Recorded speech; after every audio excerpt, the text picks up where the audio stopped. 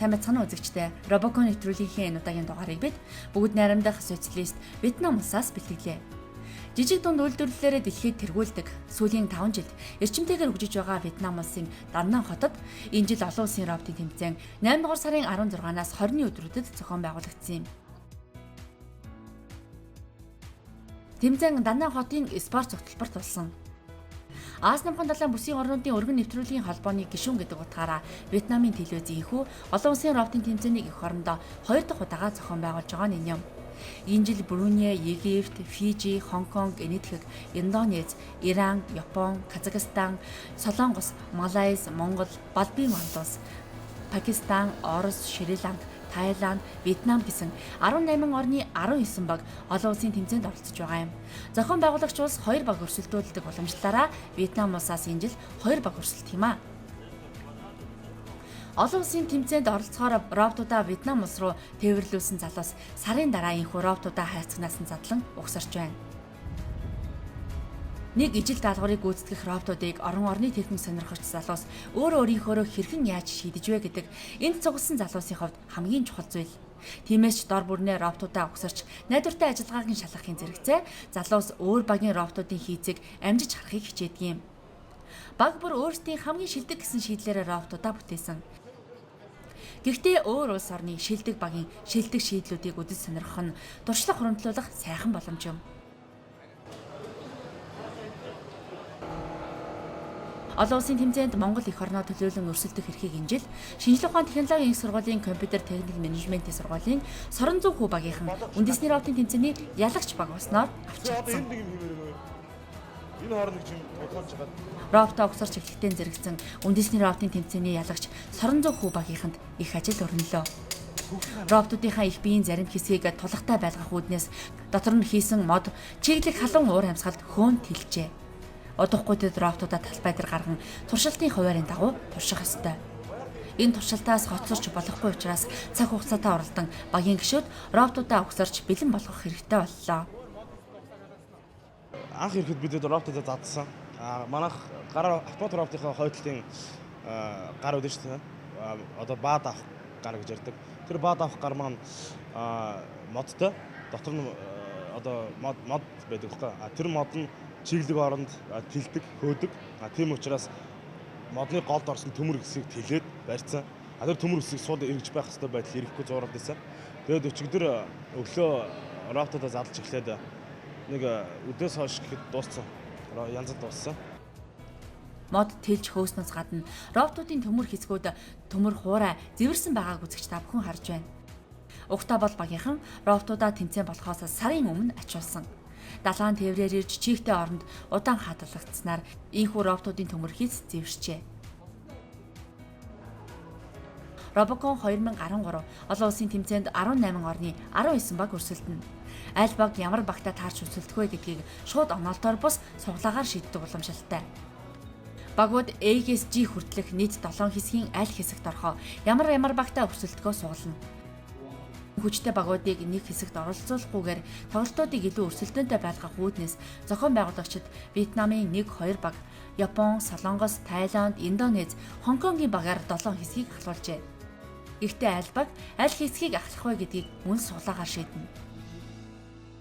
Сорон зүүн хүү багийн ахлагч бэлгүүн суглаагаа сугалж байна. Нийтдээ 19 баг байгаа учраас 7 хэсгийн 5 нь 3 багтай, 2 хэсэг нь 2 багтаагаар өрсөлдөж байгаа юм. Хэсэгтэй 2 баг бүхий D хэсэгт Индонез, Иран, E хэсэгт Тайланд, Фижигийн багууд тарж өрсөлдөхөөр болжээ. За манай багийн ахлагч бэлгүүн маань сая суглаагаа сууллаа. Ямар багтай нэг бүст орсон? Хонконг тэгээд Египтийн багтай А зонд орлоо. А-гийн 3-аар гарч тоглох юм байна да. Тэр нь бол төсөөлөл бол байсан. Тийм багтай таарчвал их бах ингэх бах гэдэг бол тий. Тэгээ ер нь бол D зоо юм уу Б зоонд орчих гэж бодож байсан. Суглахын өмнө. Тэгээд яг суглаахын за А зоо бас байж болох юм гэж бодсон. Тэгсэн чинь А зоогоо сугалчлаа. Ер нь гайгүй зоонд орсоо. Ягаад тэр 2 зоонд орё гэж бодож ирсэн. Зоо толгойлж байгаа багаас шилхаас нь. Тийм зоо толгойлж байгаа мэдээж нэгдүгээрт багаас шилхаасаа. Хоёрдугаарт бас 3 багтай зоонд орчвол арай илүү тоглолт үзүүлнэ. Арай илүү давуу талтай. Тийм байсан болохоор 2 зоотой багш харин амар юм шүү. Нэг тоглоал баг болчих юм шүү. энэ 700 болж байгаа. Тэгээ 700-оос 7 баг гарч ирнэ. Үлдсэн нэг багийн нөгөө wildcard гээд арай шилдэг багийг сонгуулад 8 баг бүрдүүлээд нугалах хэрэгтэй байхгүй. Тийм учраас арай 2-3 юутай багтай зоонд орчих юм бол илүү өөр 2 усад олно гэсэн үг шүү дээ. Тэгэхээр тэдний аль нэг нь сайн, аль нэг нь муу байгаа гэсэн үг байхгүй. Тэгэхээр тэндээс манайх тоглолтоо харуулж чадах боломж манайд нэгдэж ирсэн байхгүй. Хэрэв манайх тоглолтоо харуулж чадах боломж нэгдэх юм бол дараагийн 8-д шалгарахад биднэрээ сонгоход болцоотой гэсэн.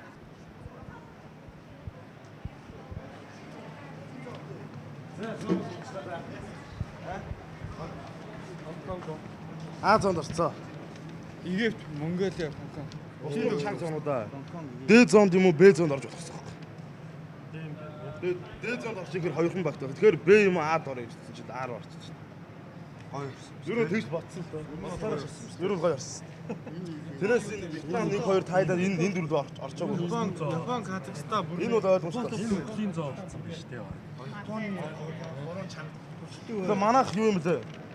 Энэ тэмцээний юу вэ? Манайх 8 дахь тоглолт. Бол цэнгэр класс шүү. Эхний тоглолт. Игээ цэнгэр класс манай тий. 13 Хонконг дээр бай зүрх цэнгэр тал ээлдэг. Шат мэдж байгаа. Тест хэзээ их юм. Тест одоо энэ тестийн нөрөнд байна шүү.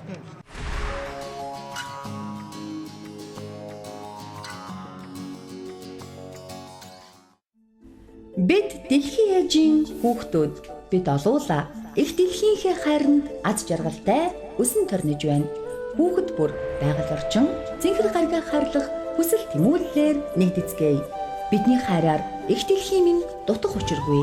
2013 он байгаль орчны боловсролыг дэмжигчээл. Ингээд манай багийнхан эхний туршилтаа туршилтын талбай дээр улаан хэсэг дээр хийж байна.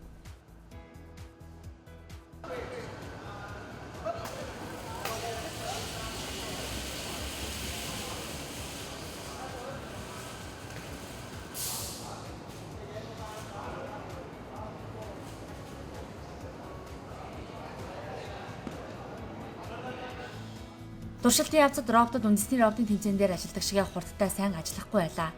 Чийг авч хөөсөн хэсгүүдийг засаж янзлсан ч чухам яагаад роботод удаан ажиллаж гацаад байгааг тэдний хин хин нь хараахан мэдэхгүй байна. Гэхдээ энэ асуудал зөвхөн манай багт ч тулгараагүй юм.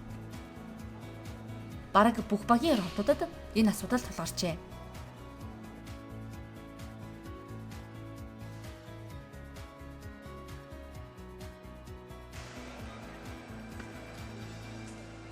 Манай залуус гар удирдлагатай роботын шидэх хэсэг үүргээ гүйцэтгэж чадахгүй байгааг туршилтаас ажигласан юм.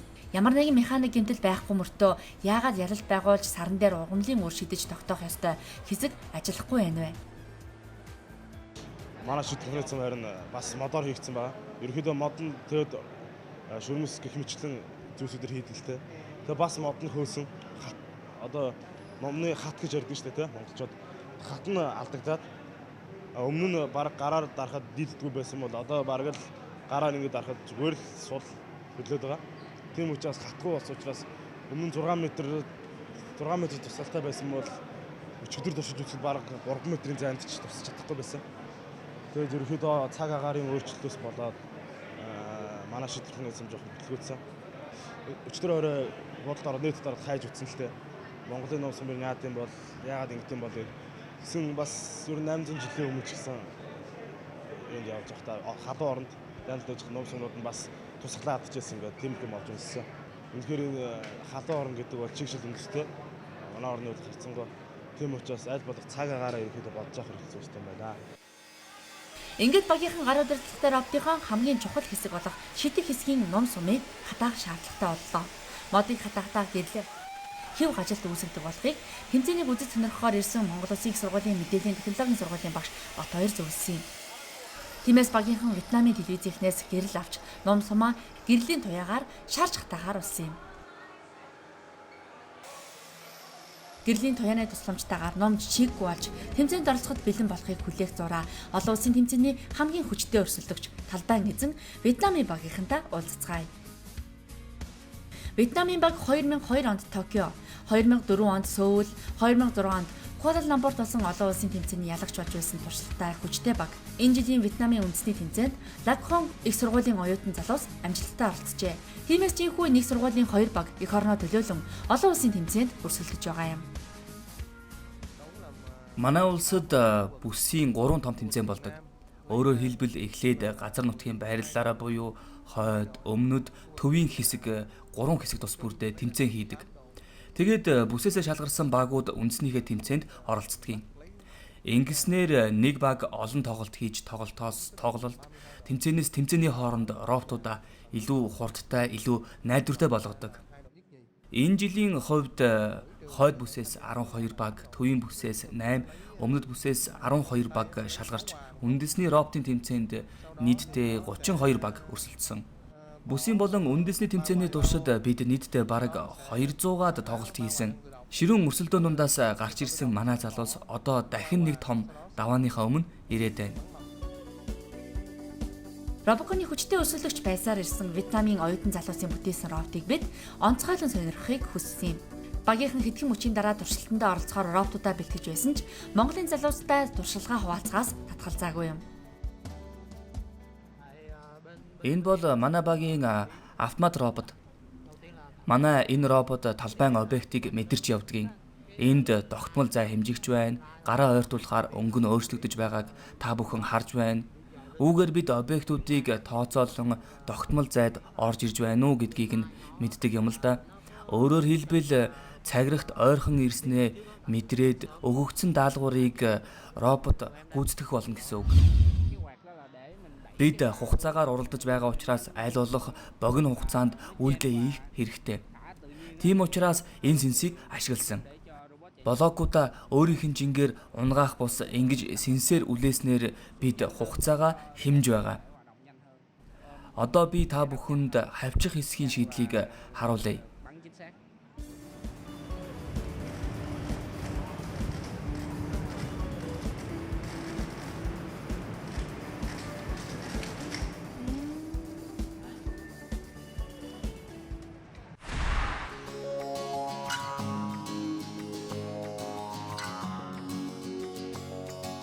Бидний амьдрал, хөгжил, дэвшил байнга өсөн нэмэгдэж байгаа хэрэглэн их дэлхийгээ хайрлах, ногоон соёл иргэншилж шилжих, эко үзэл санааг үр хоочтой хөвшүүлэхийг шаардаж байна. Бидний ирээдүй өнөөдрөөс эхэлдэг 2013 он байгаль орчны боловсролыг дэмжих жил.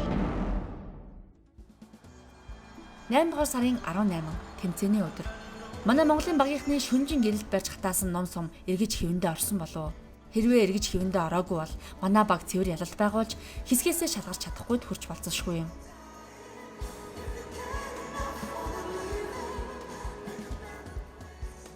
Аз намхан далайн бүсийн орнуудын өргөн нэвтрүүлгийн холбооноос жил бүр гишүүн орнуудынхаа оюутан залуусын дунд зохион байгуулдаг Робокон 2013 тэмцээн инхүү Вьетнам улсын Дамнан хотод нээлттэй хийлээ. 2007 онд энэ ус аялал жуулчлалынхаа нэрийн хуудас болсон үзэсгэлэнт Хаалонг буланга Робокон тэмцээнээр дамжуулан дэлхийд дахнаас сурчилж байсан бол энэ жил их дэлхийгээ аварцгаая гэсэн уриалгыг Робоконы бүтээлч залуус дуриалсан юм.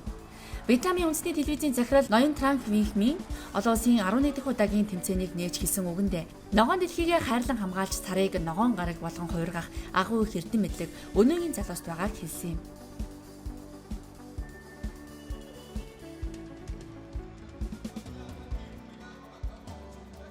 Шилдэг робот бүтээж дэлхийн өнцөг булан бүрээс цугласан залуус удахгүй Робоконы ширүүн өрсөлдөөний талбарт мэдлэг туршлагаа авалтуулах болно.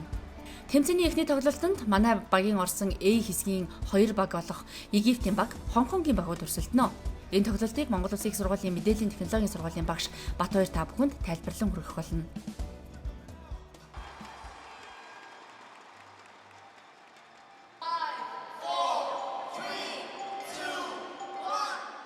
За Хонконгийн багийн хувьд бол бас машина бол яг тэмцээний өмнө задлж зассан байгаа. Бас нэг асуудал, ямар нэгэн асуудал гарсан байсан.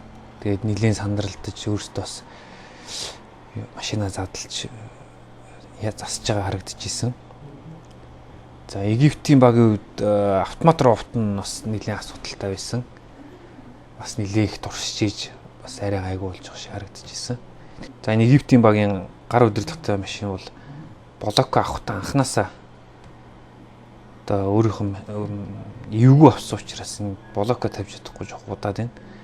За энэ оронд Хонконгийн багийн машин бас нэг дахин эхлээд одоо үйлдэлээ гүйцэтгэхээр блок аваад за эхний блок 2 за 3 дахь блок тавилаа.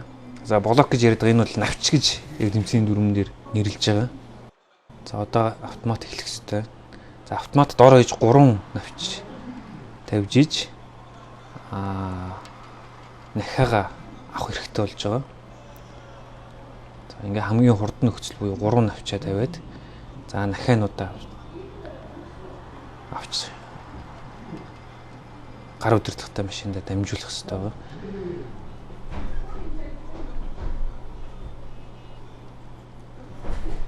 За энд бол энэ лимит лайн буюу энэ хязгаарлах бүсийн араас сарлуу шийдэх хэрэгтэй байгаа. Эхний хоёрыгоо бол ер нь газар хаяад ингээд дараагийн нэг навчийг шийдэх юм тактик хэрэгжилж ирсэн. Эхний тоглолт Хонконгийн багийн алдалтаар өндөрлөлөө. Манай их хэсгийн 2 баг инхүү тоглосон учраас манай баг 7 тоглолтын дараа буюу 8 дугаар тоглолтын талбай дээр гарна. Энэ тоглолтод хүмүүс шийдвэрлэх асуудал их байгаа учраас багийнхан робот дээрээ ажилласаар байна. Дээрээс нь тэд автомат роботын программыг ахин шинжилэн бичсэн учраас түүнийхээ найдвартай ажиллагааг хангаж аль болох олон удаа турших хэрэгтэй. Шинээр бичсэн программаа бүрэн туршиж амжаагүй байхад талбай дээр гарах хугацаа боллоо. Энэ удаа манай баг эхний тоглолтонд Хонконгийн багт хожигдсон Египтийн багтаа өрсөлдөх юм. За манай Монголын багийн анхны тоглолт Египтийн багтай хөвсөөс гарч тоглож байна. За манай Монголын багийн хувьд бол дөрмийн асуудлаас болоод очиод бас маш их юм өөрчлөх шаардлага гарсан байгаа программын хувьд бол. За тэгээд програм юм өөрчилсөн учраас роботууд бол ерөнхийдөө бас туршилт их муутай орсон байж байгаа. За энд манай гар удирдлагтай машин тижээлийн асуудал гарч байгаа шиг байна.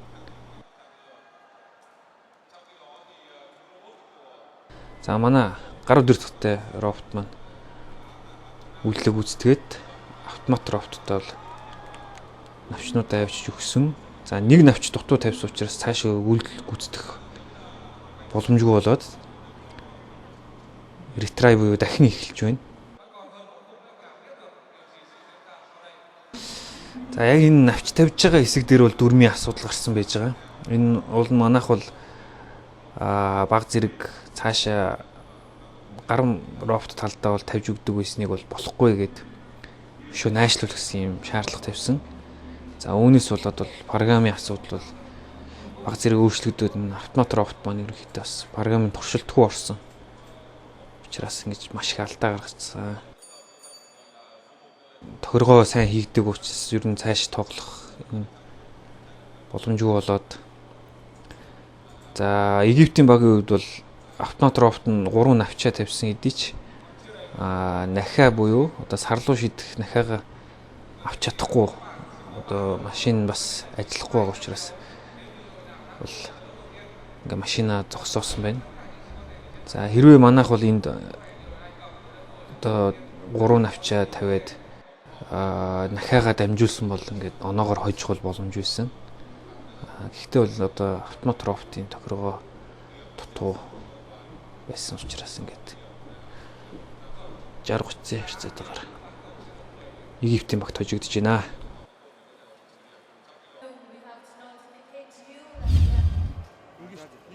Роботууд ажиллагаа муутай удаан байгаагаас гадна шүн унталгүйгээр гэрэлд барьж хатаас нь ном сум 2 метрээс илүү зайд харуулж чадахгүй байсаар байгаа. Дараагийн тоглолтод цэвэр хожил хийж саран дээр үр тогтоож чадахгүй бол манай баг хэсгээс шалгаж чадахгүй. Тийм учраас харах хэсгээ богино хугацаанд засах хэрэгтэй. Нэгэнд хатаагүй номыг хөндлөвч тавьж боон нумруулан эрдэнээр чангалах санааг Батбаяр огш гаргасан юм. Цаг баг байгаа учраас залуус шандарч буцалгүй зүгээр суулгүйгээр өөрсдөө шалгаалах бүхнийг хийхээр шийдлээ. Тийм хол биш ээ. Оо наач одоо ойлцсон шүү дээ. Шүүгч багш өөр сургуулийн гэлтгүүгээр эх орныхоо нэрийг гаргахын төлөө залуус өөрсдөө шалтгаалах чадах бүхнээ хийж байна.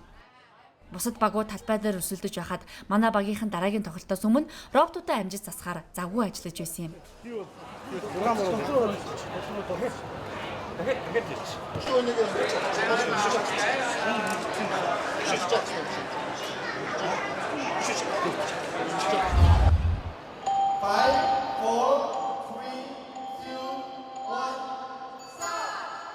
За манай хогийн 2 дахь тоглолт. За энэ дунд нь бас үдийн завсарлага таарад биднээс бас азтай тохиолдолд хайрлалтай.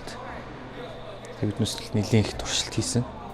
За сая бол бас гар машины оператор маань тижээлийн үсгэр аккумулятора залгаагүй гараад бас эхлэх хугацаагаа алдж байна. Тэгэхдээ гар удирдлагатай машины оператор хүүхдийн хувьд бол маш туршлагатай үйлдэлээ сандралгүй тайван хийжсэн учраас боломжийн хурдан хугацаанд биднээс бол гар машиных руу оноог л авч ирсэн. За ингээд автомат робот маань нэлээд их туршилт хийж тохиргоо хийсний үндснээр бол за навчнуудаа тавиад үйлдэлээ бол ер нь гүйцэтгэх. Үйлдэл бол амжилттай гүйцэтгэгдэж явж байна.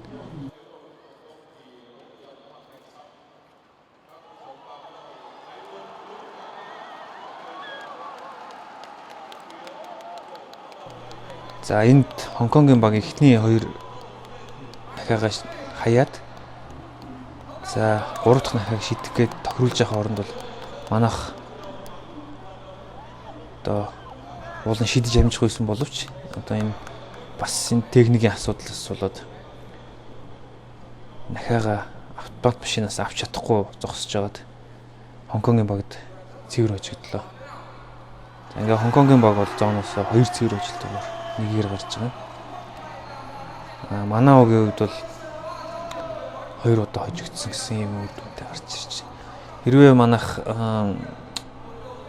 Египтийн багийг хожсон бол зооноос wild card буюу 8 дахь багаар нэмэлтээр шалгарч гарч ирэх боломжтой байсан. За тэгээд харамсалтай нь 4 одоо янз бүрийн проблем асуудлуудын тооцоолоогүй проблемуудаас үүдээд гээд энэ удаагийн тэмцээнд дүүгээр өндөрлөж байгаа шиг байна баг юм. Ийхүү маш богино хугацаанд манай залуус роботын программыг шинжиж, зарим мэдээнгээ өөрчлөн шинжиж чадлаа. Ийм гайхамшигыг магадгүй монголчууд л зөвхөн бий болгож чадна. За манай Монголын багийнханд туслаж гайд хийж байгаа охин бол Номо. За Номо ханаад сурдаг. Тий, ханаад сурж байгаа. Энэ жил 3 дугаар курст орно. Ханаад ирээд Вьетнам дээр 3 жил болж байна. Ямар мэргэжлээ сурж байгаа? Мэдээлэл технологиор сурж байгаа. Тэрэн дотор сүлжээний инженер гэсэн анги сурж байгаа. Тэгээд анх яагаад Робоконд одоо хөтөч хийгээч гэсэн саналыг хаанаас өгсөн? Ер нь ингээд цуг ажиллахад Робокон дээр ирэхэд ямар ерөнхийдөө л элчингээс бичиг ирсэн. Элчингээс яг Вьетнамын үндэсний телевизээс ингээд бичигээрээ тэрний дагуу ажилласан. Бас дээрээс нь би өөрөө яг энийг Робокон аягүй сонирхолтой л да. Монголд яг сурдаг хатаацсан дээр тэмцээн уралдаан тань аягүй алхасдаг үздэг байсан. Тэгээд ерөнхийдөө яагаад яг энэ хэд ингээд хөдлөөд яваад тэрний очрыг олохыг аягүй хүсдэг байсан. Тэгээд дээрээс нь бас миний мэргэжлэнтэй бас холбоотой ямар нэгэн байдлаар холбогддог учраас бас өөрөө их сонирхоод тэгээд орчуулгын самтыг зөвшөөрсөн. Ягаан бодлоготой энэ хүмүүс бол яг зохион байгуулагчид тий зохион байгуулалт багийн туслах хүмүүс гэж явж байгаа. Тийм багийн туслах хүмүүс гэдэг Вьетнам ихэнх нь Вьетнам оюутнууд зарим нэгэн гадаад Вьетнамаар ярьдаг гадаад оюутнууд байгаа. Энэ бодлоор манай багийн одоо ми туслах гэж багийн маань туслах гэж яаж байгаа. Тэгээ Вьетнам хүн байгаа англиар ярьдаг Вьетнамаар бас ярилцаад байна. Анх удаа монгол хүмүүстэй уулзаж тэдэнтэй хамтран ажиллаж байгаадаа баяртай байна. Монголын багийн залуус өмнөд тулгарсан бэрхшээлийг хамтын хүчээр богино хугацаанд нэгдэн хэрхэн даван туулж байгааг би өнөөдөр өөрийн биеэр харж бас их бахархаж байлаа. Сайхан найз нөхөдтэй, шин танилуудтай болсондоо баяртай байна.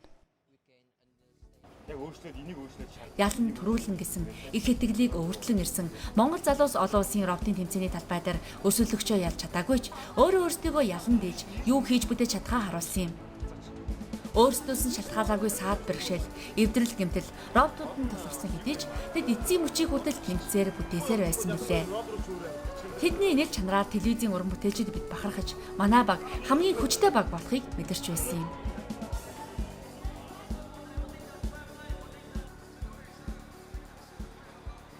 Долоон хэсэг тус бүрээ шалгарсан 7 баг болон Оноо болон цэвэр хожлоороо шилдэг 7 багийн дараа 8 дугаарт ирэмблэгдсэн нэг баг нийт 8 баг дараагийн шатанд өрсөлдөх хэрэгтэй болсон.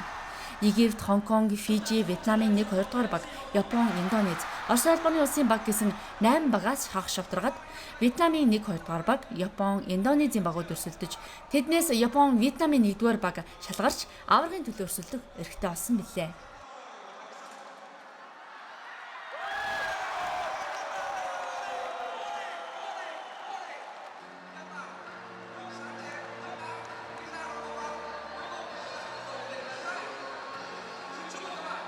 Ийхүү Японы баг 7 жилийн дараа ахин Робоконы ялагчийн цомыг хүртэж байна.